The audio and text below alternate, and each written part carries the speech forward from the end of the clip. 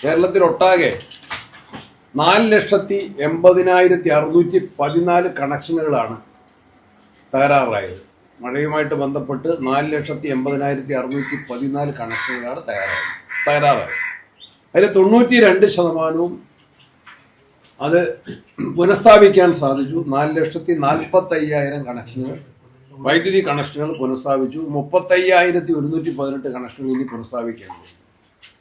2,892 ട്രാൻസ്ഫോർമറുകൾക്കാണ് കേടുപാടുകൾ സംഭവിച്ചത്, ചാർജ് ചെയ്യാൻ സാധിക്കാതെ വന്നത്. അതിൽ 2,600 ചാർജ് ചെയ്തിട്ടുണ്ട്. വെള്ളം ഇറങ്ങിയാൽ ചാർജ് ചെയ്യാൻ സാധിക്കുന്നുണ്ട്, ചെറിയ അറ്റകുറ്റപ്പണി കൊണ്ട് ചാർജ് ചെയ്യാൻ സാധിക്കുന്നുണ്ട്.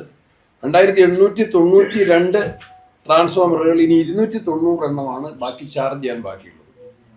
1,872 പോസ്റ്റുകൾക്ക് നാശം വന്നിട്ടുണ്ട്. അതും പുനഃസ്ഥാപിക്കുന്നതിനുള്ള നടപടികൾ സ്വീകരിക്കുകയാണ്. ഏറ്റവും വലിയ നാശനഷ്ടം ഉണ്ടായത് പത്തനംതിട്ട ജില്ലയിലും പിന്നീട് കണ്ണൂർ ജില്ലയിലുമാണ്. കണ്ണൂർ ജില്ലയിൽ ശ്രീകണ്ഠപുരം സർക്കിളിൻ്റെ കീഴിലാണ്. ശ്രീകണ്ഠപുരം സർക്കിളിന് കീഴിൽ വരുമ്പോൾ പയ്യന്നൂർ എക്സിക്യൂട്ടീവ് എഞ്ചിനീയറുടെ ചെറുപുഴ പോലുള്ള പ്രദേശം, ഇരിട്ടി എക്സിക്യൂട്ടീവ് എഞ്ചിനീയറുടെ കീഴിലുള്ള ഈ മലയോര പ്രദേശത്താണ് കൂടുതലായിട്ട് വൈദ്യുതി തകരാറുകൾ സംഭവിച്ചതും നാശനഷ്ടങ്ങൾ സംഭവിച്ചതും. അത് പരിഹരിക്കാനുള്ള നടപടികൾ നമ്മുടെ ഡിപ്പാർട്ട്മെൻറ്റ് സ്റ്റാഫ് പൂർണ്ണമായിട്ടും നല്ല നിലയിൽ തന്നെ നടത്തിക്കൊണ്ടിരിക്കുകയാണ്.